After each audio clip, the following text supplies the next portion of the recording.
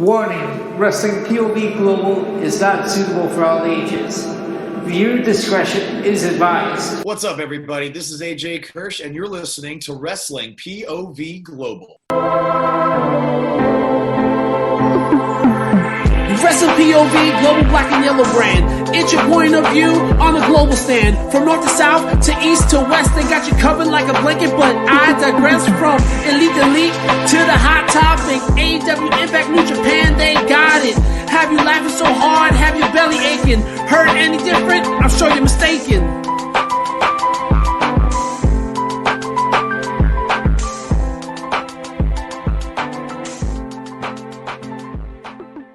Hey folks, welcome to another edition of WPOV Global. I'm your host, the legend T. James Logan. With me, my co-hosts with the most and toast and roast and all the other kind of things that I can't think of rhyming.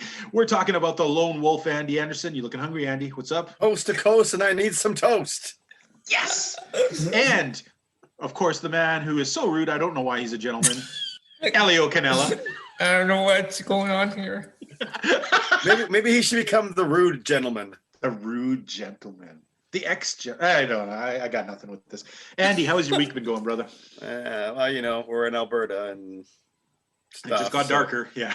Yeah, it just got darker. That's a good way of putting it. So. Yeah. I got to say, I don't know. All I know is we're not a political show and we're not a COVID show, but it's just, for me and Andy, it's tough because we're in the province where we're number one. We're the worst place in the world right now to get COVID. I think it's just North America, not the world. North America. Oh yeah, I forget India all the time. I forget India. But how great is that still? We got a North American record. But we wouldn't be in this mess if our government had just thrown their crap together in the beginning. But no, now they keep changing their mind every week, and who knows where we're standing. All we know is we got a bunch of people who are angry and a bunch of people who say it's fake, despite the fact we have the worst records in North America. People on one side saying people on one side that are angry, people on the other side that are angry. Everybody's angry. Can't we all just get along? Yeah, we're Canadians, damn it. I mean, can't we just be nice about something? There is no more normal life. This is the norm, guys. I've accepted that. The world has changed and we're not going back to the way it was. So let's just try and make the best out of what it is now instead of crying and whining about what we're at. Okay, that's all I got to say. So let's do some wrestling. Elio, how was your week, buddy? Did anything good out in Toronto? My week was the same. Just watch movies, watch wrestling. Okay. You know what? Let's make it right. Andy, have you seen anything in the last week that you would suggest to people on TV or movies or anything that you thought was, hey, that's pretty cool, non-wrestling related?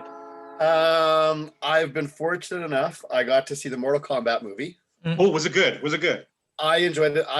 All right. Now, I played the original game, the first one way back when in the arcade, probably Nintendo. I know there came like Mortal Kombat, like there's like several versions, and I don't know. I think maybe I didn't get past 2 or something like that, but I got to see that. And there's another one that I also got to see that I had never heard of. Okay. With Nicolas Cage. I think it was called Willy's Wonderland. What the hell? Yeah. No. Okay. Hang on. Let me see. I'm going to use the Google machine. Willy's Wonderland. Yes, that's what it was called. Willy's Wonderland. It is a if you apparently, because I'm not up all hip with the culture and everything, pop culture. If you're into like Five Nights at Freddy's or something like that, it's called. I've heard of that. I don't exactly know what it is. Something to do with animatronics. This is kind of a similar, and this is a similar kind of thing. It's a guy gets locked in. It'd be like a guy getting basically locked in a Chuck E. Cheese restaurant. And dies of salmonella. No. And he was lucky. And the animatronic stuff, they're all possessed. And it's a head shaker. I can't believe they made this. I can't believe Nicolas Cage agreed to this. So basically, it's a how did this get made movie. But you kind of liked it. But it's almost like it's so bad that it's good. Yes. Like if we had a T-shirt, I'd be wearing my Elio Canella T-shirt that would say, "What? I don't know what's happening here. I don't know what's going on here." But it's if you like bad horror movies, campy horror movies, this is one of those ones that will become like a cult favorite. Okay, and where can you find that? What did you see that on? Netflix, Prime? I think you can actually get it through YouTube. Oh wow!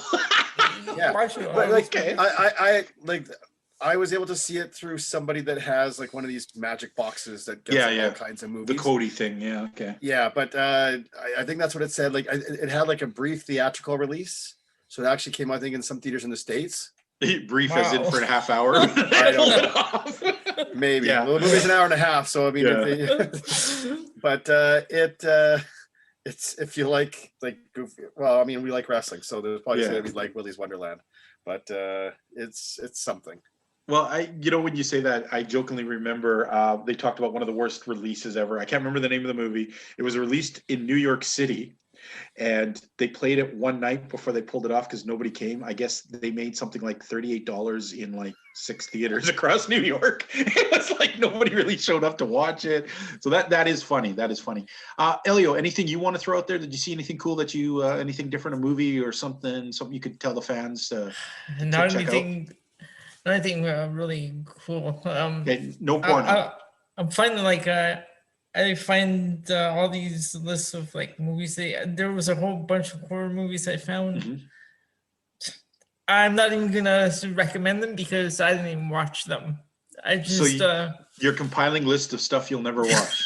I'll never watch. You lead a very weird life, Elliot. I'm gonna give you that. For myself, I would say to fans, I checked 2 things I'll mention. I was mildly surprised. I turned on Disney to look at, I threw on the Star Wars section, and there's that new Star Wars thing, The Bad Batch, which, man, that was good. If you've watched Star Wars Rebels, the end of Clone Wars, that last season where they had the clones get Executive Order 66 and start killing all the Jedis. This continues from there, and it was really good. I enjoyed it a lot. So check that out on Disney. Although I do want to see the new Mortal Kombat because I saw the 95 one. Oh, hey, Mortal Kombat, all you can remember is... Was that in the movie, Andy? Tell me that was in the movie. No. But there's and I think I try not to read too much about what was going on.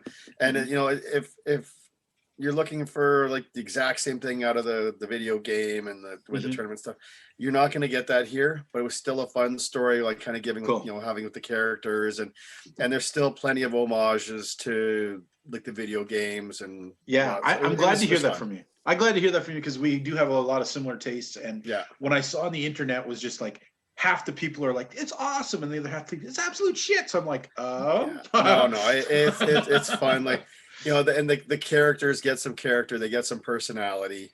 Okay, cool. I'm gonna check it out. The trailers were cool with Sub-Zero. The other thing I would say, fans, if you want something interesting and not too freaky, there's a show on Netflix called The Irregulars, and it's set in the time of Sherlock Holmes, where there is some evil that's been opened up. It's more like a TV show, like an X-Files kind of thing, where it's set in that time frame, and there's these young teenagers who live on the street, and one of them has a psychic power, and they start dealing with the OTO. If you go back, Aleister Crowley's thing had opened up some dimensional rift. It's actually pretty cool, and it's got a good heart to it. The interplay between the teenagers, because back in those days, there wasn't places for people to go when you were poor. You either grouped up or died on the street. So I don't know. It has a really good touch to it. I liked it. So, but let's get into some wrestling, folks. First of all, we're going to talk about our Elite Delete this week. All right. And that is, like, and I preference it every week. What we mean by Elite Delete, we don't mean fire someone. We don't mean make someone champion. When we say elite, we say right now, with their character, the way they are, the way they're being presented, that they're a good fit on the AEW Dynamite show. Or if usually it's just Dynamite we talk about. But the delete means the way they are right now, they kind of need to be maybe repackaged. Maybe they're not quite ready. They're not fitting. Maybe they need to go down to dark and work a little more and then come back with something else. Okay. This week, now please, I am corrupted by his name. Andy Anderson sent me a joke on his last name. And please, Elio, read me his real last name. All right. Anthony Ogogo. Ogogo. Not Ogo Pogo, not whatever other Canadian jokes we've been saying amongst each other. Anthony Ogogo. All right. So is Anthony Ogogo ready for the big time? Is he elite or delete? I'm going to start with Andy. Andy? All right. Was I the one that picked him for elite or delete, or was it somebody else that did? I did. Did you? Okay. Yeah. You know what? I'm going to go right off the bat. I'm going to say elite. Okay. I like what there's something here. There's an earlier joke that we made now. Something about, I don't know. Now I've already forgotten it, but I'm gonna use an extremely old school reference here. I like the cut of his jib. Oh, you do. I love that. And I think we kind of like joked about before about the punch. Is it good? Is it not? I like it because it's simple. You can do it on anybody. The fact that he's a former boxer, it lends some credibility to it. I prefer the kind of the shot to the gut in 2021. It's better than trying to get people to buy the heart punch kind of thing. So I'm okay with it. He's got a good look. He's a former Olympic boxer. Yes. Yeah. So I'll give him some extra points there for he's got to have that pedigree. I mean, you look at like most of the Olympic athletes that have come through professional wrestling, there's a few that obviously like the cream of the crop. So, I'm not saying he's going to be another, Kurt Angle or Mark Henry type of thing, but I think there's definitely some potential there. Putting him in the stable with the factory, it's good because it can allow him to shine, but it can also kind of hide some of the mistakes and the things. Yeah, the greenness and whatnot, and it gives him a chance to be working around other guys and stuff. So yeah, I say elite. Okay, so you maybe not quite a Kurt Angle, but maybe a Shorty G. No, that was me. I know he's taller than Shorty G, so everyone's taller than Shorty G. Wow. Except Elio. Shorty L. Okay, Shorty L, I'm gonna ask you. No. Shorty Low. Shorty Low. Elio. All right, Elio. Elite or delete on old Anthony Ogogo. Okay, so when we saw this guy, we were talking about that punch to the. Yeah. I was gonna say delete, but seeing him more, I want to see more from him on Dynamite, and I'm gonna say that punch doesn't look as bad, and he has a good look. So especially after we saw him tonight, so yeah, I'm gonna go with delete. I want to see more of him. Okay. I'm gonna say I'm on the fence with this one. There's so much of me that looks at it both ways. He does have a really good look. He does have the pedigree. The only problem I really have is the punch, because maybe I just want a little too realism in a sport that doesn't have any realism sometimes. I'm sorry, if someone punches you in your stomach, you better shit your pants right there and go down. If the punch is that devastating, you had better shit your pants or something like that. But I'm sorry, Andy, I would buy a heart punch a little bit more, because then I can at least make the fantasy that you've done something to shock the guy. Yeah. I've been punched in the stomach many times in my life. Yeah, you kind of catch your breath, but I don't imagine, and I've been hit hard, that I'm not going to just die. But have you been hit in the stomach by an Olympic boxer? Olympic boxer? I have not. There you go. Have you been hit in the head with an exploding barbed wire baseball bat? Yes, but luckily Kenny Omega had put it together and it just splintered. And you still kicked out at 2. Yeah, still kicked out at 2. But you know what? I bloodied Cody and he won. Anyways, but that sounds like a song. It's like I fought the law. I bloodied Cody, but Cody won. We're gonna have to put that song together and send it to Jim Cornette. He always plays those kind of weird songs. We're gonna do a WPOV wrestling album. Featuring Shorty Low, the super hungry lone wolf, and that horrible mealy mouth legend. I don't know. Anyhow, as I'm jigging out bigger hole for myself. Anyways, yes, I'm still really on the fence, because I think it's on that edge of. And I don't have the confidence that AEW is not going to drop the ball and make this guy too much of a cartoon. That's my biggest worry. Yeah. But then look at Kate Jade Cargill. We were saying the same about her, and she turned out to be not that bad. I don't think that's a very fair comparison at all. Okay. So yeah, I'm going to be on the fence. I'm going to give it a little more time. I guess I'm going to lean towards elite, because I don't right now have the send him down. So obviously he has enough to be there to put some interest.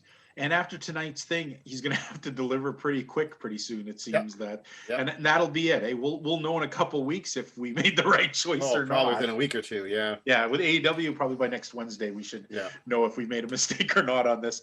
But what are the fans saying? What kind of numbers we got there, Elio? So we have 100% going with Elite. 100%. All right, so we're all on board for this ride, guys. Don't let us down, Ogopogo. Don't let us down. All right. Today's hot topic, and it's a scorcher. I don't know. I can't remember what's the topic, Elio. So we have two. The first was asks, are Ethan Page and Scorpio Sky going to do anything of note or just fail? Okay, and anyone who thinks that might be a weird wording, I think it's pretty evident what we're getting at here is AEW and a lot of companies have done this where they've taken two guys who have floated around, haven't been very much, throw them together as a team, push them really super hard in our faces, and then the first time they go up against their opponents, they just fail, crap out, and like 4 months down the road, nobody even remembers that they hung out, let alone were a team. So that's what I wondered. Is this going to be a legitimate team? And I've had my worries, and there is a reason to question this. It's because Scorpio Sky, I mean, how long have they pushed this guy back and forth and confused us with him? Ethan Page is new to the company, so is this going to be the same thing? So I'm asking, do you think that this is a legitimate team with some legs to stand on, or are they just being fed to be destroyed by the first big team they want to push? Andy, what's your view on this? Based on tonight, I'm hoping that they're going to get a little more. They're going to get something. You know what? If they're going to fail, they're not going to fail quickly. I don't know that they're going to get a big push. I don't know that they're going to rise, but I think they're going to get something to kind of come up and give them a little bit here. You know, if they're going to do stuff with Darby, you know, as we've learned, next week Darby's going to face Miro.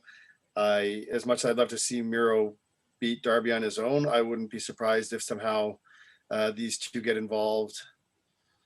I don't know, because that whole thing is a bit weird, a bit convoluted with like Sting and Darby and Lance Archer and a lot of people in play. Yeah, I don't know. I just, to me, there's some personality there, so I'd like to think and hope that they're going to get something. You know, yeah, okay, all right. What do you think, Elio? From what you've seen of these guys, do you think that these guys are they going to be a team, or are they just gonna? Is this just a throw together for now? So, well, they had Scorpio Sky with SCU, and they did something with them. Then they started pushing him singles, and now they put him back in a team. So I'm gonna say that I think they're gonna give them at least somewhat of a push. Okay. I haven't seen Ethan Page a lot, but what I have seen in the past is sometimes he can be easily kind of generic. You know what I mean? I can think back of when I saw him on Impact in the North. The North was a great team, but he was definitely kind of like the padding, you know what I mean? When you have the big star and the guy who's, you know, tonight especially, I got a real feel for Ethan Page a little more than I think I ever have. You know, he brought himself across eloquently enough that it made me interested. You know, because let's face it, yeah, he's done a lot of wrestling stuff. He talked about injuring Darby in the past. I'm sure all those things on the indies happen, but that doesn't necessarily translate to interesting. You know, tonight I found them interesting. I've been a big backer of Scorpio Sky for a long time, and the fact they keep putting him with people and not giving him the spotlight himself makes me feel like a lot of people don't have a confidence enough in the guy. And I think that's kind of sad. I'm going to be the devil's advocate here, and I'm going to say that they are going to be, in 6 months, these two will not be together, and that we might not even remember they were together. They'll be on to other things or gone. Okay? So what did the fans register on this, Elio? 50 said that they will, and 30 said they won't. Oh, okay. So sorry, 50, did you say what percentage? 50 said they would and 30 said they wouldn't. On 20 are undecided. So, oh, that's 80. a weird. So that's about like 60 40. I don't know. Yeah, it's about 60-40. Said word, they will or won't. I missed that part. 50 said they will. Okay, interesting. Right. Seems like some fans are a lot more trying to be positive. Keep it straight. Keep your stick on the ice. I don't know what that means. All right, next.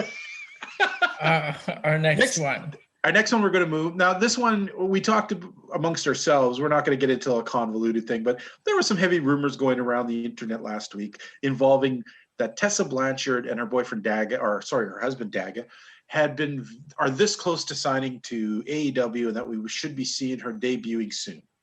However, it was all a rumor, and who knows where it started. No ideas. We're not even going to guess about it. But I thought, would it be fun to ask you fans, if, let's say, all the problems of Tessa Blanchard have gone away, and she was signed tomorrow in AEW, would she rule the division? Would she tear it apart? And Andy, you know enough about Tessa to talk about this, or? I'm gonna say this. I don't know a lot about her. Mm-hmm.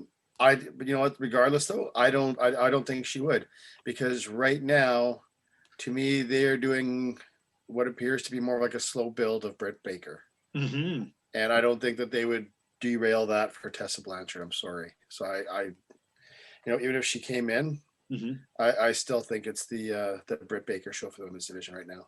And you know what? And you guys had said that like you've been saying that for the last couple of weeks, and I've been kind of dragging my heels on it a little bit. But especially after tonight, I'm getting the feeling you guys are right. The time is right for her. She should be the next champion. I mean, Yeah. As much as I love Sheeta and as talented she is, she's not commanding her presence.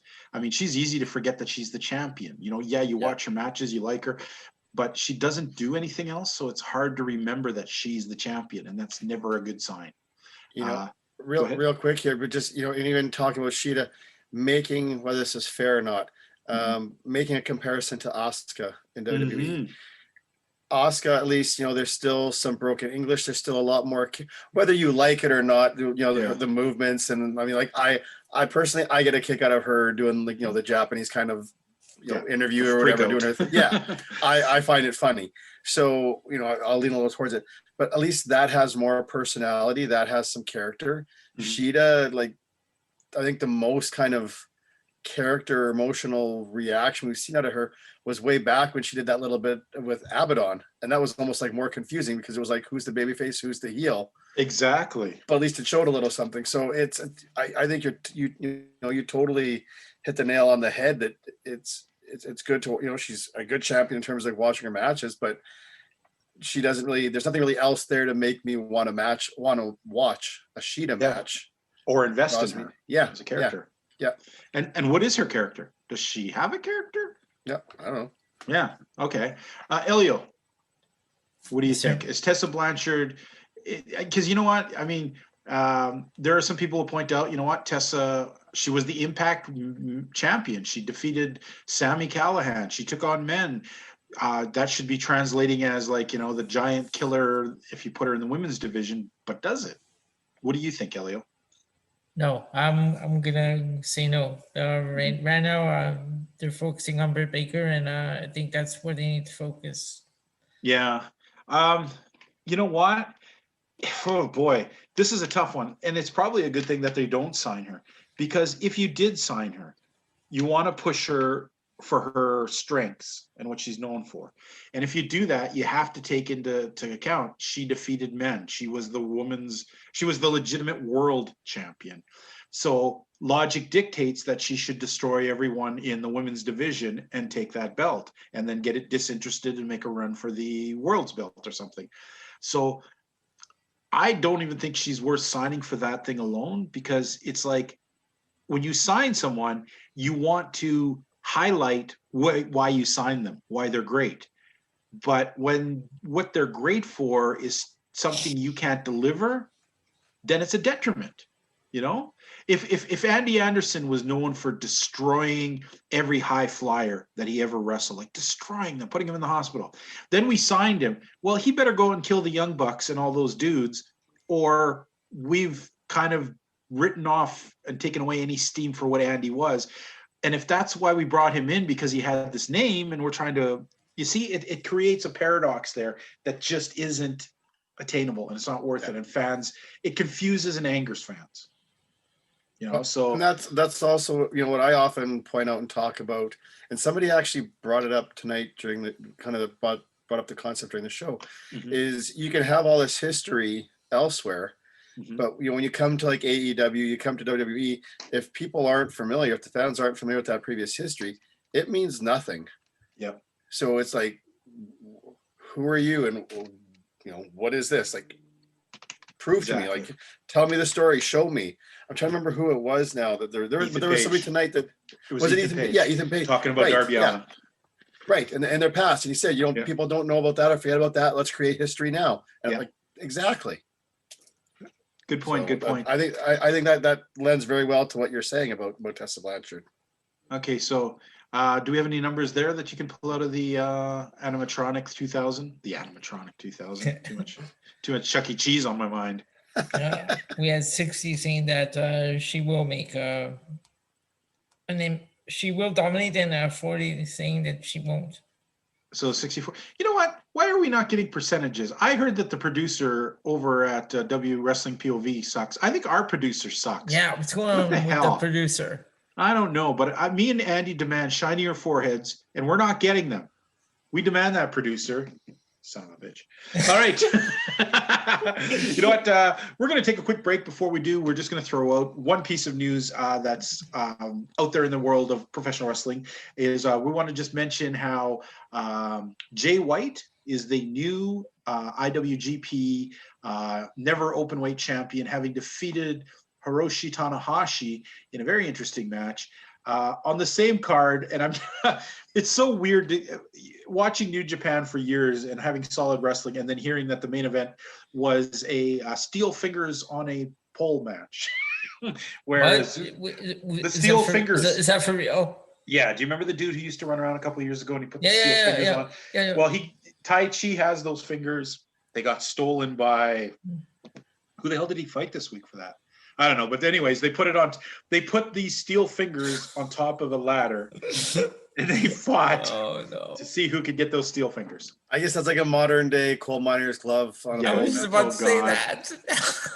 and I have said this many, many times, still no one, if you are a coal miner or the son or daughter of a coal miner, if you could take a picture of a glove that your father had used, grandfather, or your grandfather, so we could see what exactly a coal miner's glove looks like, I would love to see that, okay? But anyways, we're going to take a quick commercial break. Before we get back, I'd like to, Elio, if we were going to take this opportunity right now to tell people where to write into so that they could get a hold of us, make their comments, their questions, anything. Their voice is heard. Their voice is heard. How do we do that, brother?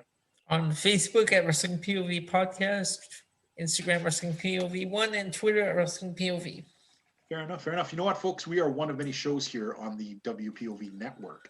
We are WPOV Global, featuring me, Andy Anderson, and Elio Canella, where we talk about AEW and a lot of the stuff going around in the independents or smaller companies. We're usually found Thursdays. Every Saturday is WPOV Wrestling, hosted by Tony Diaz, Clay Cummings, and Rick Serrano III, where they take a look at everything in the world of WWE.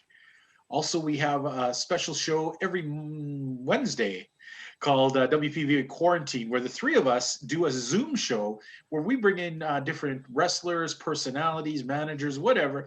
We talk about a topic. We go deep. Sometimes we remember. Our newest episode was Remembering Bad News Allen. We took a look, we talked two of the Hart brothers who talked about who had been with him through his career through Stampede. We've had some big name people on here, Savio Vega, Bushwhacker Luke, Ron Fuller. We've done some great stuff talking about some really interesting things. We've had some young up and comers from CZW and other places come on talking about stuff. It's just a mixed bag of who knows what cool, but I guarantee you, if you love professional wrestling, you're going to get something out of this, okay? So take a look at that. And, of course, we have WPOV Aftermath, which shows up after every big WWE pay-per-view. One to all six of us may appear on that show talking about what we just seen. I don't think all six of us have ever appeared on that show, but some iteration of us will go on and we'll talk about that pay-per-view that you saw. So you know what? You can find us on the many fine podcast platforms that there are. Who knows what yours are, but let me tell you, you can also find us on Podbean, iHeartRadio, Spotify, TuneIn?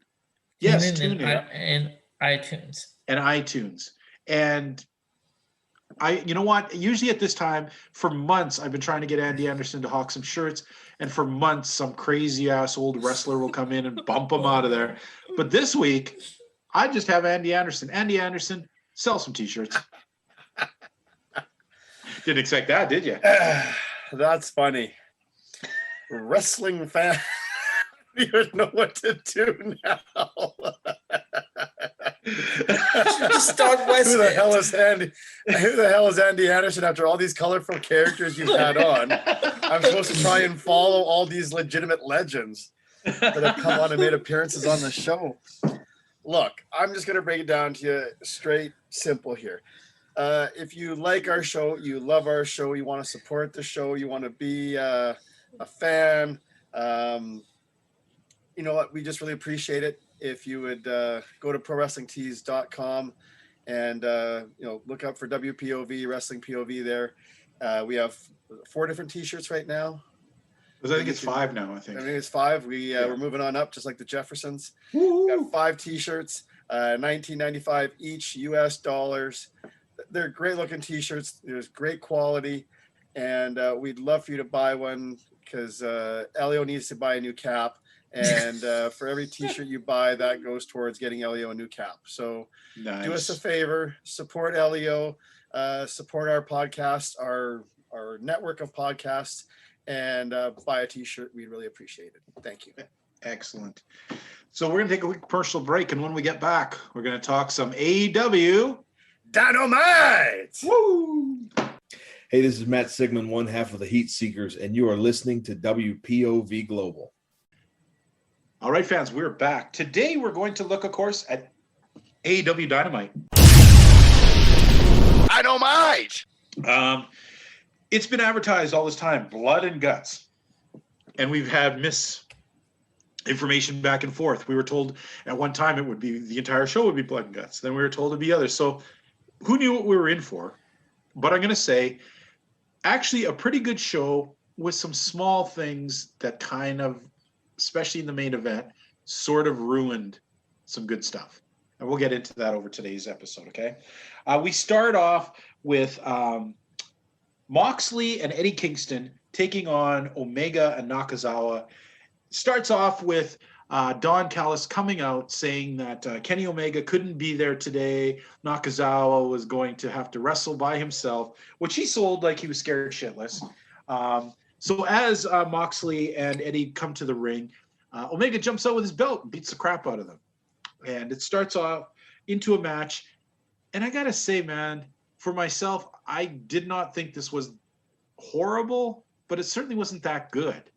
You know, it was just sort of there. And to basically, it gave me the feeling of this was just the setup for what was coming after. Those kind of matches where the only point of it was really to set up what was coming next. To get to the finish. And let's just reiterate this, okay? Because I don't understand the psychology of why this match even happened, okay?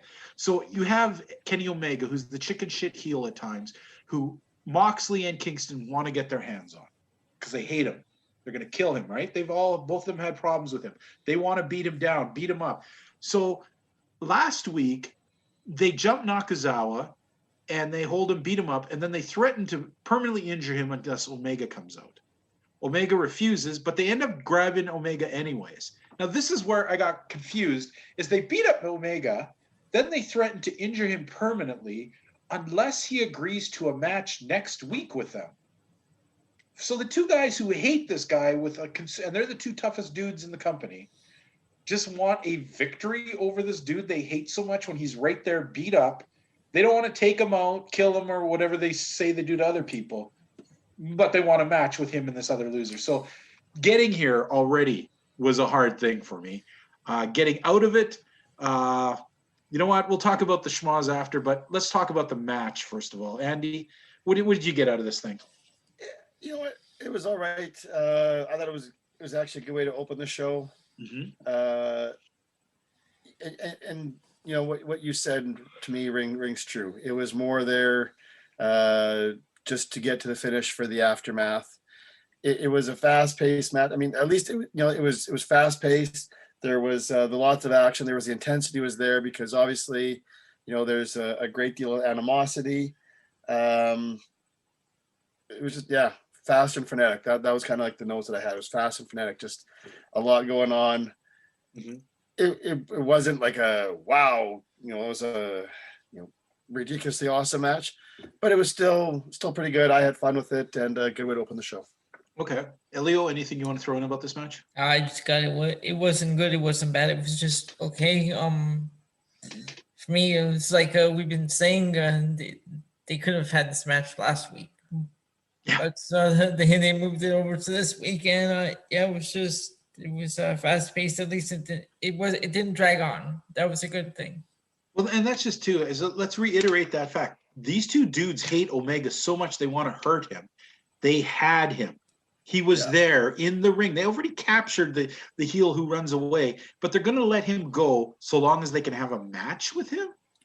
I just don't get that. Let's get to the aftermath where we had the Young Bucks coming out, and boy, where are they getting their clothes? Because this is like the douche club for men. They were wearing. What was Matt wearing? A shower curtain, I believe. Didn't somebody say that? Didn't Tony say that was a shower curtain? Yeah. And he was right, because I've seen shower curtains that ugly. So the Young Bucks come out, of course, they distract Kingston and Moxley, who then get jumped by the Good Brothers. And then Omega gets up and they beat each guy around.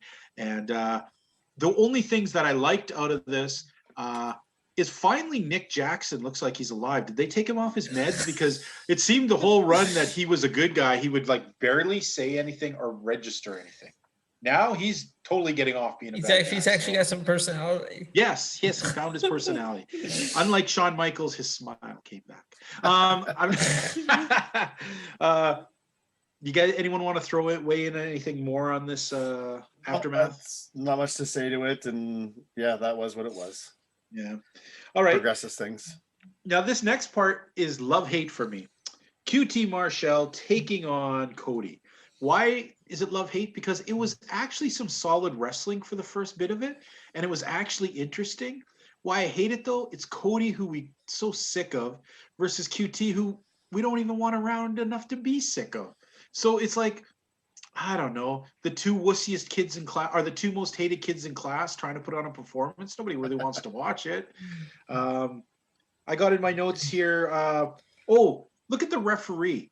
Boy, this referee was terrible. Trying to do everything to make Cody look sympathetic. You notice that? Takes away Cody's belt so QT can whip him with the belt. And the referee just I better It doesn't wait for the referee. I have that in my notes. And even when QT went to hit Arn Anderson and the referees got in his face and ejected him from ring. So Well, did you see the referee also did something that I bet you they're just going to give him shit about?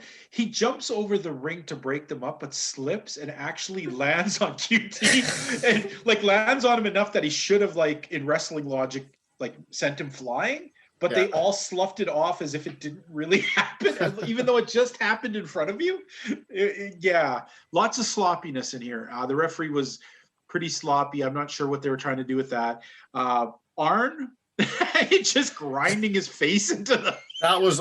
I genuinely liked that. I liked it, but it was just great. He could barely move, but he grabs him and just smashes but his face. The fact that he can barely move, that's why he's grinding his face.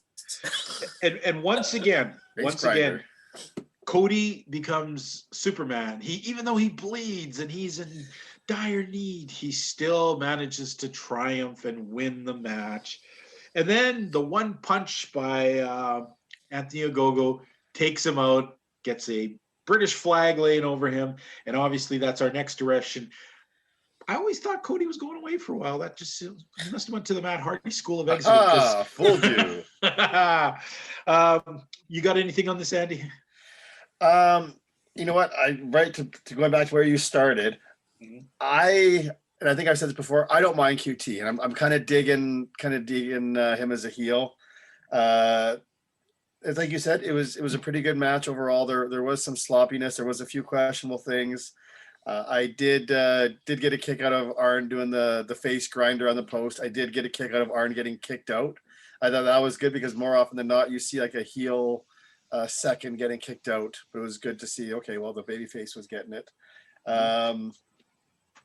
I'm curious to see where this goes, because what I was hoping for, I was really hoping for a QT win, and it was disappointing. I'm trying to remember now. I think it was like right near the end.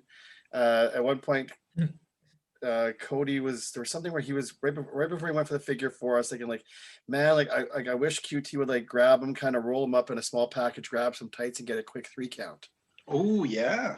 And but then with Anthony Ogogo coming in there at the end, maybe it's one of those things where, okay, well, QT got beat, so now next week he's going to face off with Anthony, which I would really like to see Cody help elevate these guys rather than Cody mow through these guys, which I feel like is going to happen. So that one's kind of, but like I said, I didn't mind the match. I kind of enjoy QT in the factory. So let's see what happens next week. I'm a bigger fan of CC in the Music Factory, but okay, I can take this. Elio, what'd you get out of this match, brother? No, this was I enjoyed this match. It was good. I like the whole like interaction on the outside. The Anthony Go coming out at the end and laying out Cody. Yeah, when I said in the beginning there was some cool stuff. Did you see like Cody did a few moves where QT recognized them and just stepped out of them? That made like Cody look like an idiot. Like he tried to do like a spin around. He did a few things where QT recognized and stuff. I thought, well, this is going to be cool. But once again, tell me, Andy, you've been around wrestling for a long time. Is this not ass backward? Should they have not had QT as the guy you finally mow your way to get through? Right. It's kind of like he's like the big boss. Yeah, but you throw the boss out of the first level and then you beat up the subordinates later makes little sense to me. Yeah, I don't know. I think you're right. Like that, it should have gone the other way around. Or like I said, we should not have had QT here for a while. Yeah, and this is kind of getting into the fantasy booking because we're not knowing what direction they're going, what they're doing. But I think you're right. Like this is where, but then again, like that's where. Well, are they going to try and build up to get the factory, or is it just going to be him mowing through everybody? Because if that's the case, it doesn't really matter then. They could have even done it where maybe something like where I suggested it was like, okay, well, maybe QT gets the quick pin. He slides out, something happens, or maybe Cody starts to get back on top of him. Anthony Ogogo comes in, gives him the shot. Boom. Okay, well, you know what? He got that cheap win over QT got that cheap win.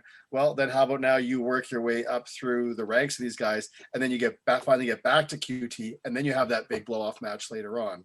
Yeah. Unfortunately, tonight's, AEW does seem to do this way too often, where it's instead of getting the anticipation of getting to the end, they throw it to you right away and then end it and then expect you to keep going with it. Yeah. And I don't think that really works a lot. I think having QT lose here, it really kind of exposes him as he's not really that big of a threat. Maybe he's with a group of guys that are tough, but we've just gone now that the leader of this group got taken out pretty quickly. So I didn't appreciate that. And it always comes down to the fact too, is they've never really given us a lot of QT to make us care enough. Not yet. Yeah.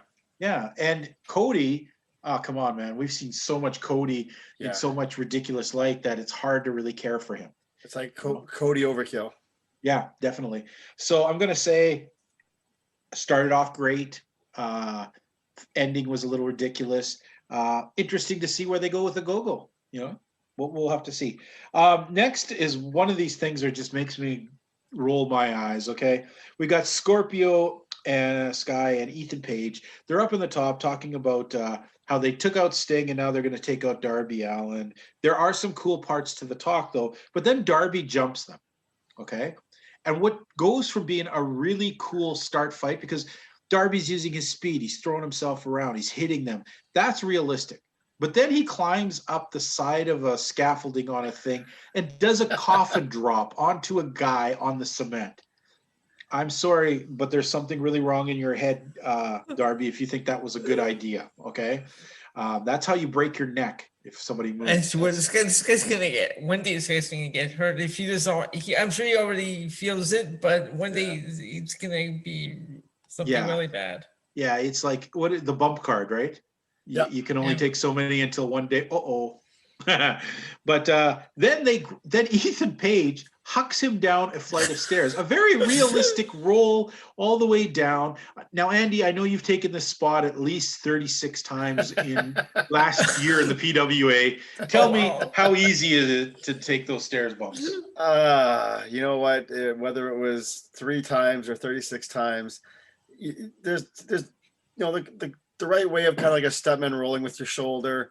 The adrenaline, I think that kind of helps you too. And I think he had like the way he rolled pretty quick and then kind of like landed on his feet and then kind of a bit of a dive down to the next level. So it wasn't too, it wasn't that bad. I appreciated it. I know in our group chat, you were kind of grumbling about it. I'm like, yeah, I've done that once or twice. I can't, I can't say anything about it.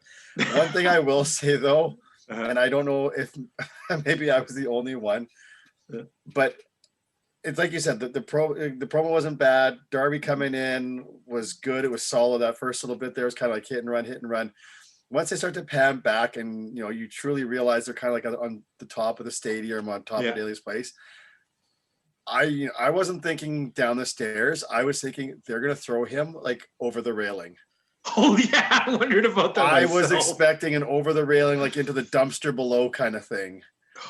And I don't know if I was almost like disappointed that it didn't happen, but in the end, it's probably like, no, that's probably a good thing. And the stairs was a better way. I think the stairs was better because we've seen him do all those stupid things. Yeah. That at least the stairs was something where we could go, ouch, that would have freaking a little more relatable down the stairs. Yeah. So, anything you want to throw in, Elio? Yeah, no, we pretty much all have the same thing. Like I was surprised when Paige just threw him right down the stairs. Now, did you guys not roll your eyes though when he went up and did that coffin drop thing? Did you just like really? No, that part I was like, no. And hey, we forgot to mention in the last match that thank God for QT that figure 4 did not happen on top of a trailer, because we know a figure 4 on top of a bus hurts 20 times more than in the ring. So that's why he was able to walk away. Well, Cody was trying not to hurt him because he said he promised he wouldn't hurt him in their match. Yeah, okay. Next, we get our squash match of the night. Dr. Britt coming out and defeating Julia Hart. I want to see more of Julia Hart because she's hot, but this was a pretty good squash match. But not all Harts are from Calgary. Oh, that is true. Apparently, that is true. Even I will argue with it, but apparently it's true. I'm thinking of Teddy Hart. No, anyhow. Pretty easy match for Britt. She once again, she's definitely commands presence. Yeah. Very surprised though this was the only women's appearance on this whole all these matches, and it was a squash. That was really quick. So I don't even think there's really much to say about this match. Nothing spectacular happened. Nope. Okay, now this part annoyed me. I used to like it when Taz would come on and do taking somebody's moves apart, because he would, even though he would say grudgingly, he would highlight the things of stuff to make like it was like he was like legit analyzing. Yeah. Now this was like bullshit, because he was like half-heartedly doing it while pushing his own guys totally with agenda. Makes you think it takes away the legitimacy of what this was supposed to be, right? Because now you might as well just have Taz coming out there and talking crap about whoever he's fighting. That's why I didn't like that. What did you think of this thing, Andy? You know what? I think that's exactly what it was supposed to be, though. It wasn't. Yeah, it was supposed to be, but I mean, no, but that's fine. I'm okay with the little spin on that, taking the shots at Christian Cage. It was what it was. Okay. Elio? Yeah, for me, I didn't like this as much as like when we first started seeing them. Mm-hmm. Like this one, at least the other ones, they were better. Like it focused on the moves. This one, it was more like about putting down Cage, putting over Team Taz, and Okay. Now, is it just me, guys? But is it almost starting to feel like that AEW is 2 shows? Like every week you see a whole bunch of something and then they're gone for a week. And then there's a whole bunch of, like, it's like Team Taz all one week. And then this week it's all Jericho's guys, but next week there will be no Jericho, to be all Taz. And it seems really really starting to become definitive of who's on what show. You know what I mean? Okay, next, SCU versus the Acclaim versus Varsity Blondes versus Jurassic Express. Right off the bat, the Acclaim coming out saying always funny stuff when he's wrapping it out is pretty funny. I got out of this. It started off with a lot of chaos, which was hard to follow in the beginning. As it settled in, Brian Pillman, surprisingly to me, was the guy who shone out a lot in this match. The thing that was problem here is they've been talking about SCU. If they lose, they're not. You never for one moment thought that they weren't going to win this match, and that kind of sucks when you know it's a given. There were some interesting things in here. Jungle Boy, I would say he was probably the second MVP of this. Yep. Christopher Daniels took a hell of a lot of beating. Kaz took some stuff. Griff Garrison was even in the match. I mean, I think I saw him get hit once or twice, but he did dick. I did like that flatliner thing. It was delivered to Luchasaurus on the outside. Yes. Anything that can hurt Luchasaurus, I'm in there. He just annoys the crap out of me. In the end, of course, SCU with the win. Andy, am I missing something here? Because this was not for me. This was kind of a chaos fuck match. I agree with 2/3 of what you said there. It was a chaos match. And I've said in the past, a lot of when we get like the trios matches, we get these multi-tag matches, usually I kind of, my brain checks out and I just have fun with it. And that's what I had here. I had fun. You were right about Brian Pillman Jr. He stood out. I had read earlier in the day about him wearing the tights that used to belong to his dad. And Tony kind of mentioned that in passing at one point to the match. I thought it would have been nice, like a nice, might have put a little bit more value on that connection or just on him wrestling in the match if they had maybe made a bit of a bigger deal of it earlier in the match. Okay. Versus just kind of like, 3/4 way through the match, like, oh, he's wearing his dad's tights and he goes for a roll up. Well, here's a chance to put over Brian Pillman and everything that he had done and the connection there and what, he's wearing these as a tribute. Maybe that's one of those things where, even though as, being smart about it, we knew they weren't going to win, at least, give that aura, that illusion that, okay, well, he's wearing these special tights, these trunks, maybe this is something that's going to inspire him on to victory. Besides that,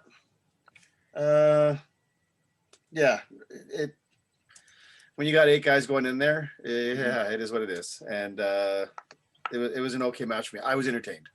Okay. Where's the 1/3 that you disagreed with? Well, you said it was like a chaos fuck match or something like that. Oh, yeah. I was like, it was the chaos and a match. It just wasn't that because to me it was, I said fuck match because just you knew who was going to win. And that's just like that took it out for me. I mean, if there was, I really wished that stipulation hadn't been in today.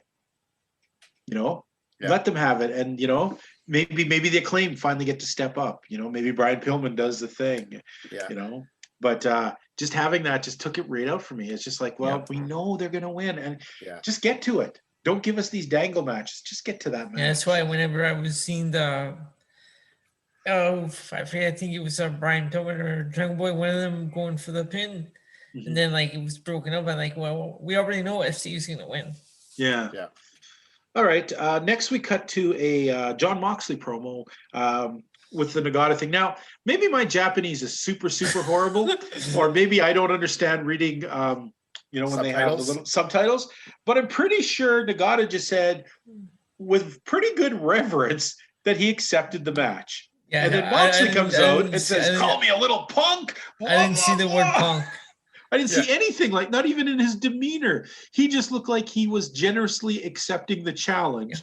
And I don't know. I tried looking on the internet. I cannot find anything where Nagata has said anything bad. I looked back at the last 2 shows on New Japan. Nagata has not said anything bad about Moxley. So I'm not sure. Did Don Callis whisper this over to him? Like, I don't know what's going on. No, but that's funny. Hey, I don't know if you heard, but Nagata says you're a punk. A small punk. Remember, he said a small. He was very insulted that it was small. But I liked the fire and the thing, but you just couldn't help kind of laugh because the way Nagata is acting is nothing like he's reacting to. So you're just kind of like, okay, welcome to promo class 101. When the messages came through in the group chat, yeah, I was like listening because I was watching that part and I was looking for where he said that. I'm like, I don't see it. Or even just some demeanor that he doesn't like Moxley or looks down on him. Nothing like that. So I guess he's just trying to drum up business. Okay, fair enough. Yeah. Or maybe they told him like, yeah, Nagata's going to cut a promo about you. He's going to call you a punk and this and that. And he says, I accept. Yeah. Then we find out, I mean, you small punk bastard, I'm going to destroy you. Okay. Then we move on to, and it's funny because I thought this was extremely weird too, is have this giant cage structure, box-like structure, this giant thing in the middle. So they're doing interviews off to the corner on one side of it. And it just seems so kind of awkward. Kenny Omega coming out in, does that guy understand that if you're going to wear a suit jacket, you probably shouldn't wear just a white t-shirt or white? That was very heelish of him. Yeah, I guess. Very trailer courtish of him. But so he comes out with all his belts and he's and you know what, Andy, you said this the best way to me afterwards, and I was trying to put my finger on it. He comes out and he says, okay, Tony is going to announce who I'm going to face at Double or Nothing or whatever it's called. And Tony comes out and says that he will face the winner of Pac versus Orange Cassidy. And all of a sudden, you know, like, what's his name says, no, let's skip that. Let's just get to the meat. I'm going to face the guy who I fought many times. He's beaten me, blah, blah, blah. And he just works up Pac totally. And then he says, that's who I'm facing. And Tony's like, no, you're going to have to face either Orange Cassidy or Pac. And then Orange Cassidy comes sauntering out, which was okay, cool, I guess. That's his thing. That's his thing. Then Omega he said some funny stuff here. Some of the things he was acting was pretty funny, especially because Orange Cassidy has that build from wherever, wing, whatever. So he threw that stuff at him. Then he does a thing that, I'm sorry, any legitimate man who Orange Cassidy is a tough guy. He can fight, but he's going to let him take his expensive sunglasses off him and give them to his partner and laugh in his face and walk away. And Cassidy just stands there like he's been addressed. Yeah. And I was just like, this does not work. I know he's not an explosive guy, but he should have done something. Yeah. If somebody steals from you, that should be a line that's a little far. That should drive you. So I found that very dumb. It made Cassidy look really stupid. Yeah. Weak. So I'm not saying I like that at all. Okay, that was not a very good promo. No. Any disagreements on this? No, I think that's what did I say to you? Like he looked dumb. He looked like he got punked out. Yeah. Like even in mine, I was the same thing. Like Cassidy just stood there doing nothing. Yeah. Yeah. So if there was like a slap or a push or something. Yeah, or even after he takes the sunglasses, even if Omega goes to slap him, and if he would have popped his hand out and stopped him, like even that. Just to like, whoa, like Kenny could have sold that, like, and then throw the arm down. He didn't even have to hit him. He could have just stopped Kenny from hitting it, like something, like anything. It just, I have written down here in capital letters. I'm like, do something. Yeah. And you know what? He's been hanging out with Statlander. Why doesn't he just kind of he could have put up the too sweet thing and then pugged his nose. There you go. Anyhow, then I did enjoy this next promo here with Miro. Yeah. He looked strong. He sounded strong. And that's an interesting match. Now, sometimes we worry about people are too short-sighted or too locked onto two characters, but lately AEW seems to have too much going on. Darby Allin, who just got thrown down by the stairs, by Paige and Scorpio also has to deal convoluted storyline wise with Archer, potentially Jake Roberts, Sting, and now he's got to fight Miro, it just seems a lot going on, like maybe a little too much. I don't know. I want to see Miro fight, but it's like, Darby's got too much going on right now. And I found it funny that it almost sounded contradictory where he said that Orange Cassidy, that that Darby might not be able to make it, right? And then he says, no, you better show up. But then he says it doesn't matter. Like, it was very confusing, the messaging here. You know, you better show up because I'm going to beat you. But it doesn't matter if you show up because I'm going to. It was just a little confusing. I don't know if that was a lost in translation sort of thing, or he just sort of lost the idea of what he was going for. Which could be either one of those things. But to me, it just came off the only awkward part of that whole speech. Yeah. And I'm looking forward to that. But I think that's the kind of thing where you take the belt off Darby, let Miro go off on his own way. Darby can go deal with all the other junk going on. Yeah. Then we got. Was there one more thing there? I thought there was one more interview. No. Okay. Main event. The main event. Okay, I'm not sure how to go about saying all of what we saw here tonight. How about we cover everything up to the finish? Okay, so we cover the bad stuff too? Sure. Yeah, the good and the bad. Let's go up to the finish. Okay, so we start off the match with, I thought, was two really good people to start this match with. Sammy Guevara and do we have to hear Dax the Axe? This, like, where did this come from? All of a sudden now they just say it over and over. I like it. I like Dax the Axe. Anyhow, Dax the Axe, who, by the way, cameraman, maybe consult, because there are certain things we need to see in wrestling matches, and there's certain things we don't need to see. We don't need to see Dax sliding a razor blade from his wrist so that he can cut his forehead. And oh, look, he's miraculously bleeding less than a minute later. Sloppy and terror. And this happened a lot where the cameramen were showing us things that you don't need to see. There's a reason why there's very less verbalization, because they're trying, it breaks the illusion. You don't want to see things being slid out. You don't, This happened a lot in this match. Let's look at the players in the match. We'll look on we'll start with Jericho's side. We have Sammy Guevara. He was like a pinball, man. That dude was getting hopped around everywhere, doing all kinds of crazy stuff. One very unfortunate, obvious trip on the rope that was so big where you kind of just like, even if you went, you can't deny you saw that. That was There's no recovery of that. No recovery. Now, Ortiz and Santana, man, you're right. I think they snuck into New Japan, stole all the makeup off Tamatanga. I think they stole it off of the Gorillas of Destiny. Who probably stole it off of Dead Presidents. And modified it. Maybe it's, okay. But anyhow, so we got them looking frightening. That looked a frightening look for them. Yeah, it was a good look. Then we have, who else is it? Jake Hager, who came off really good tonight. Strongest I think I've seen him in a while. Finally handling Wardlow, because it seems like they have him back down from Wardlow a lot. It seemed like him and Wardlow toe-to-toed it quite a bit. And then, of course, Chris Jericho, who fought sparingly, I would say.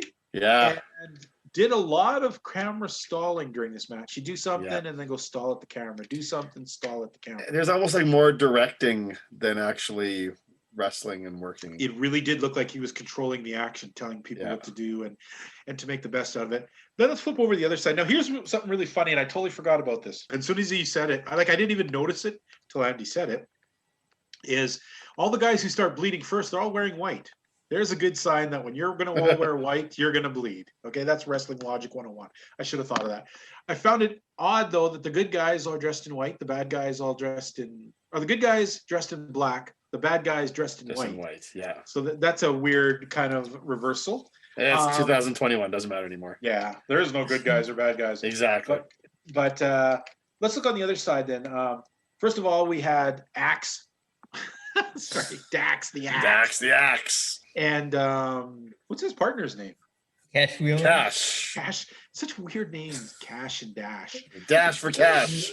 It's like they should steal restaurant things and run away with your money. But anyhow, so they're playing the roles of the guys who are the long-term setup guys in here. They have to be in there the longest. They're also playing the roles of the dudes who are going to bleed like MFers, because they bled a lot, these two. I mean, they were covered in blood, okay? So they took a lot of the beating. I think a lot, if you watch, they took the most beatings, I think, of anybody in this match were those two. Then we have Wardlow, who came out as the Giant. He looked okay. Spears, man, this guy cannot cut a break because he was probably the least impressive in this entire match. He'd run in and look like he was going to do something, and every time he got thwarted and looked like a bitch. Like every time. Now He brings in a chair, gets hit by a chair. The one spot that you were talking about, was that when he did the Spanish fly off the? Yeah, where they were both standing on the top ropes from the rings. No. It was the second time, Andy. They did that the first time, but then the second time, Wardlow and Jake were the thing. Sammy came running to help, jumped on the first row and slipped and rolled. Oh yeah, no, I know about that, but I thought he was talking about. He was asking about the fall. He was asking about the fall. No, that's what I was asking. Okay, sorry, I misunderstood. I thought you were talking about the cutoff. We were talking about the chair, like throw a chair, throw a chair. Yeah. That's what I thought. Sorry. So you know what? Wardlow. That's what I was talking about. Wardlow. No, I was talking about Spears. Spears just, guys, is this guy gonna cut it? Like seriously, he does not. They keep trying to say he can run with this gang, but he is definitely always looking like the odd bitch out. Like you go over look at Jericho's team. Everybody has a role and plays it well. He does not. He just looks like the guy who shoots his mouth off and takes the pins. And you can't always have that in a big group like that. Which is frustrating because I know when we first kind of were discussing the Pinnacle, that was one of the things. I know we had several listeners, and I can't remember a few guys, but I know there were several people like, oh, he's just going to be the guy that's going to get beat all the time. Yeah. And I was really hoping for better things, but it looks like, those of you that were saying, well, he's going to be the guy that gets beat. It looks like at least these days, you're right. So I don't know. Sean Spears, we can just Sean keep our fingers crossed.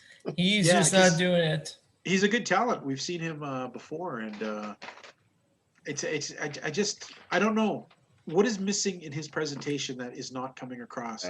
I don't know what you do with him because he obviously has talent. We've seen him, Andy. You've seen him up close. You wrestle on cards with him. He's a talented dude. It's just not translating right on the big stage, and it's become noticeable. Like I think him doing the mohawks, the different colored hairs has made it worse. It's put a light on him he didn't need. You know what I mean? So let's just hope he can get in there a little better.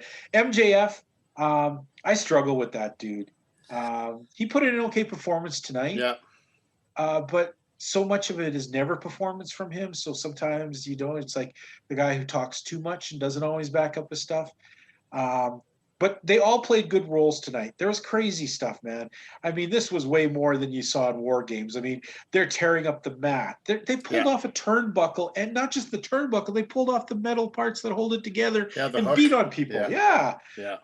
Fork. Oh, my gosh. When is the last time we've seen a fork come? I don't think I've ever seen a fork. The Butcher. Yeah, or on national television, I'm going to say it. Like, that was a bit crazy. There was a lot going on here. I marveled at the top of this cage. I've never seen a cage built that sturdily on top. There's no way that anyone's going to fall through that cage. No, they're making sure of that. Yes. Now let's get to the ugly parts of this match. Let's get to the end of this match, okay? The match ends. Everyone's hating each other. Everyone's working on each other. MJF and Jericho are on top of the ring. They're trading things back and forth. All of a sudden, MJF gets the advantage, gets this evil look in his eye, then threatens to throw Jericho off the cage unless the other team quits. And I found it just so strange how they went from they hate these guys so much, they're going to kill these guys, to don't hurt our leader. Like that, they just stopped and they all quit. And then MJF throws Jericho off the cage, or gingerly pushes, I guess is the better way. He pushed him. Yeah. And let's not forget, before he pushed him, Chris Jericho clearly gives him instructions of what to do as the cameramen are zooming in on the faces of them talking about their next part of the match. He pushes him off. He lands there. We've seen this, I don't know how many times. It's become a joke in WWE. When somebody goes off something big, there's always a structure that mysteriously has never been there before, made to look like something, yet surprisingly when you land on it, it acts like a giant cushion. Well, this looked like it was covered in poorly painted cardboard made to look like metal because it didn't even look like metal. Yeah. And then when Jericho fell back into it, it bent up like cardboard, and you could kind of see the flip side of some of it that it was cardboard. Oh my God. And then, of course, Andy had pointed out, and I did go back and check, is Jericho opening his eyes, looking around, making sure, should I get up now? No, let's close my eyes, but sell this some more. Oh my God. Indie-rific horrible. No. No. Andy, yeah. What did you see here? Pretty much what what you were saying is a lot of what we were kind of discussing in our group chat. Overall, the chaos, the carnage, the destruction of the match, I really enjoyed it, but that finish to me just it really brought it down for me. You know, it took so long at the edge there. You knew that was happening. It looked like MJF forgot also to do it at the end. That maybe Jericho was reminding him to set up. Unfortunately, the whatever the box-like structure looked horrible. It was almost like hokey. The other thing that I mentioned, and I'll throw this out to our mighty listeners as well. Either if you've noticed it, or you wondered about it, or you go back and look and maybe write in and tell us what you think. To me, I thought Chris Jericho looked like he had some extra padding on the lower part of his body. The way the guys wear their knee pads, and that's one thing. But for the way his movements, I don't know, the overalls, coveralls, or whatever, the way they fit just seemed a little kind of too snug. Watching Jericho climb up the cage, he really looked like he was struggling. And I almost wonder if it was because if he had extra padding on or something that was kind of making it difficult. Because even once he kind of got to that point of the cage where he had to kind of climb up and over, it seemed really difficult for him. Which I don't, just for a guy that can still, do the lion salts and that kind of stuff, it just seemed odd to me. And whether he was, or I could care less if he was or wasn't. I mean, if you're looking to protect yourself, hey, I'm good on you. But that's maybe I'm looking too much into it, but that's what I saw. So it's kind of one of those things that makes me go, Well, if you're going to do that sort of thing, people are going to call you on it, aren't they? Yeah. But overall, like I said, I enjoyed the match. The workhorses that were there. Again, just to me, it's like you check the brain at the door and enjoy the destruction for what it is. But that finish just. I joked. It was like, okay, next hot topic. What was the worst finish? The end of the sparkler barbed wire exploding death match, or the push off into the cardboard box? Like exactly. Elio, anything you want to throw in? Aside from that finish, I enjoyed this match. For me, it was a good match. They all worked hard. Dax and Cash were bleeding all over. So for me it was a good match. Okay. Aside from that ending. And here's the problem too, folks. This was a really good match. I mean, I expected to maybe this drag on at parts or get boring. You can forgive some of the little slip-ups we've seen. Those things happen in matches, right? We shouldn't see blades coming out and stuff like that. That was a bad thing on their behalf. But I could forgive all of that, but I can't forgive the last 2 minutes of this match. It just turned it into horrible theatrics. And it just ended what was a really fun match and just gave a sour taste in your mouth. It's like you eat a great meal, but if you eat they bring you dessert and it's like rotten cheese in the middle of it or something, you forget everything you've eaten. It's hard to remember that. But guys, I'm going to say overall this week, I did not know what to expect. There literally was a time today where a couple hours before the show, I went, oh shit, it's Blood and Guts. This is either going to be horrible or good. I'm hoping it's good, but I don't know. I'm going to say today, I enjoyed this week. There was some good stuff in there. There wasn't great stuff. There was a few things that dragged, but not egregious. There wasn't anything horrible. There wasn't anything that made us mad this week. I don't think anything made us overly mad except the end. Nothing made me mad. But I'm going to give this week. I'm going to give it a solid B because I think that they put in some good effort, and I really think if that last 2 minutes hadn't been in that match, if they had figured a better way to end that, I think we would have been satisfied. I think we would have thought, wow, this has been one of the better AEW's Dynamites that we've seen in a long time. Yeah. So I'm going to give it a B. Elio, what are you going for? Yeah, I was thinking along the same lines while we were going over the show, and I'm going with the B as well. All right, Andy? All right, and I will be a little more friendly, and I'm going to give it a solid B+. Oh, nice. Yeah, I thought you were going to play spoiler this week. No. Well, like I said, for the most part, Lee said there was nothing that really made us really upset. The finish of the last match was disappointing, but overall, and there wasn't a lot of matches just because that almost half the show was the Blood and Guts match. So I think everything else they had to have had to be decent, had to move along.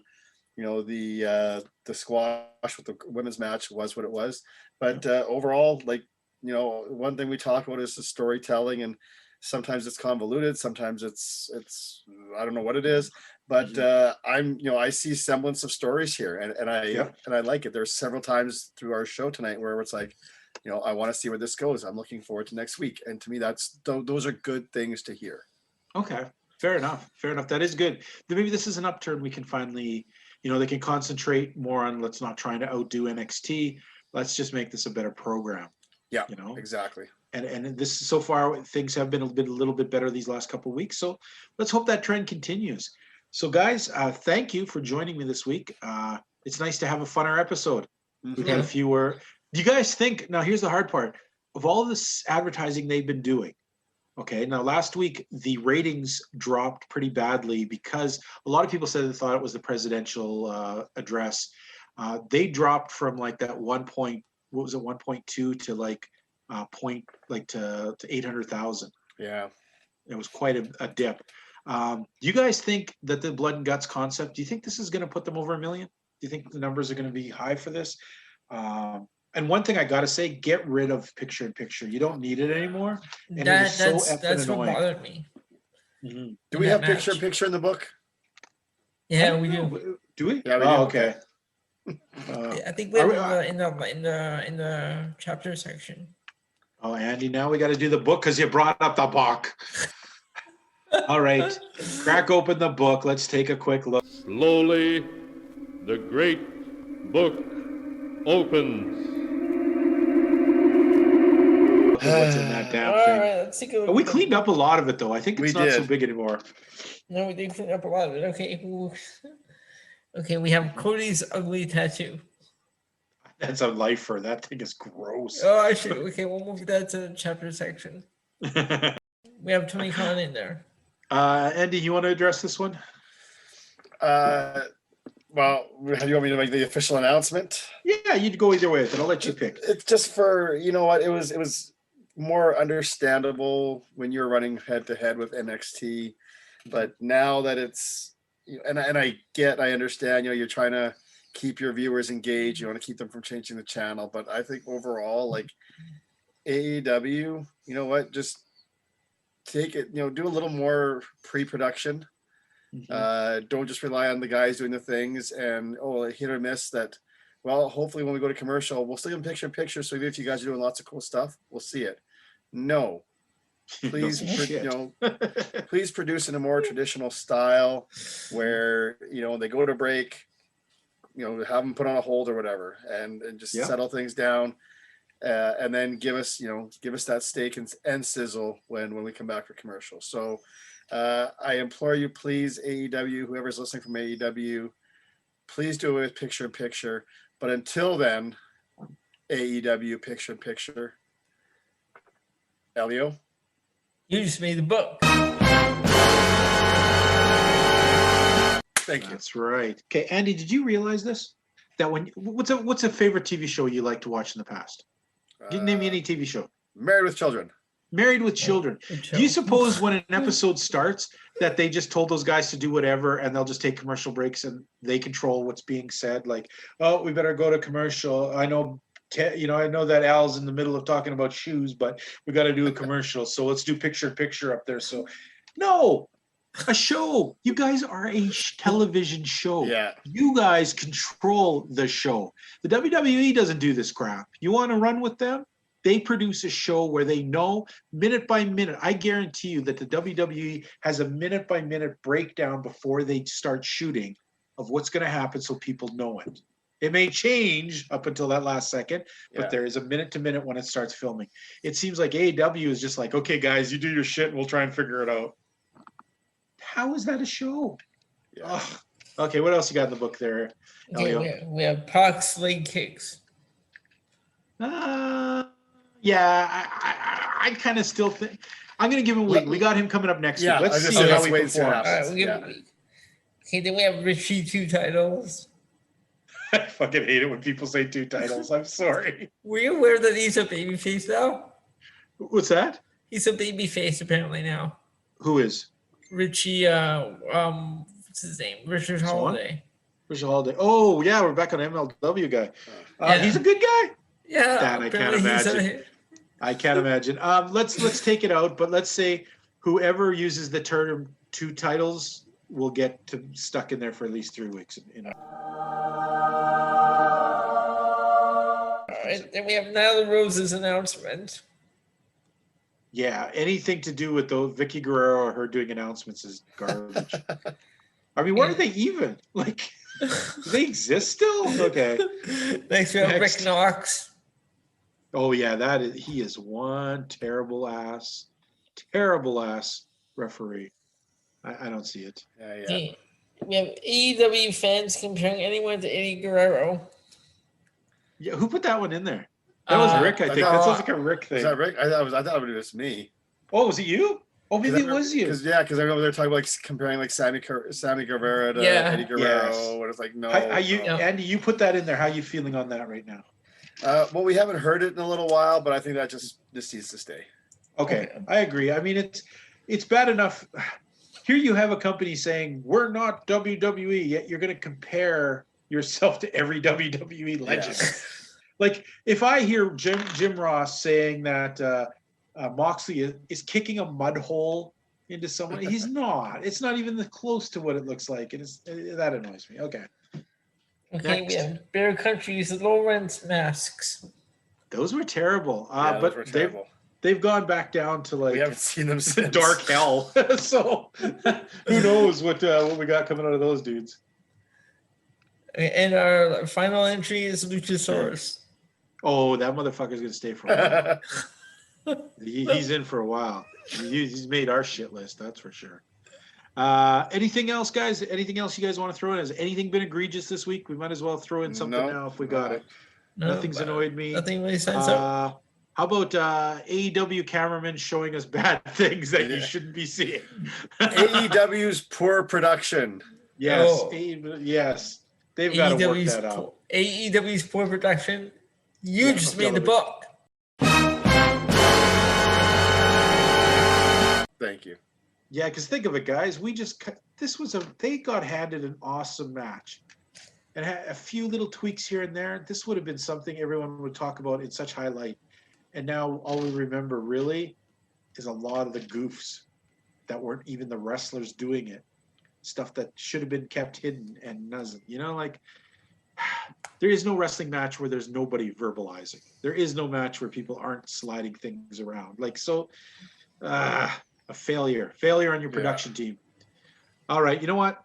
I was in a good mood. We had a B. Now I'm in a pissy mood because the stuff in the book pissed me right off. So fans, try and have a better day than I'm having at this moment. Hopefully you listen to this and you'll have a good day. Andy, always good to talk with you. Always a pleasure.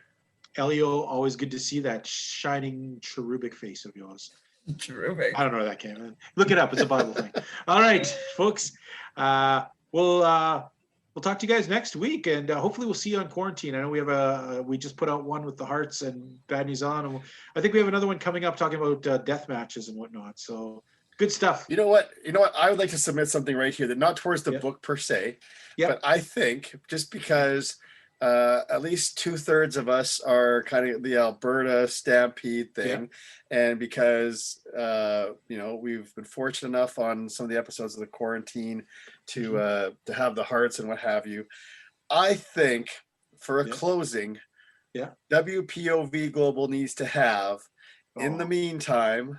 Okay, who's going to say it? We can take turns. I don't want to say it. I'll say it. I have no problems. Okay, ready? We're gonna let this is our new thing. We're gonna do it every week. We'll rotate and try and do it properly. Tonight's good night is coming from Andy Anderson. Andy, take it away. All right. In the meantime and in between time, that's it. Another edition of WPOV Global. Bye-bye now.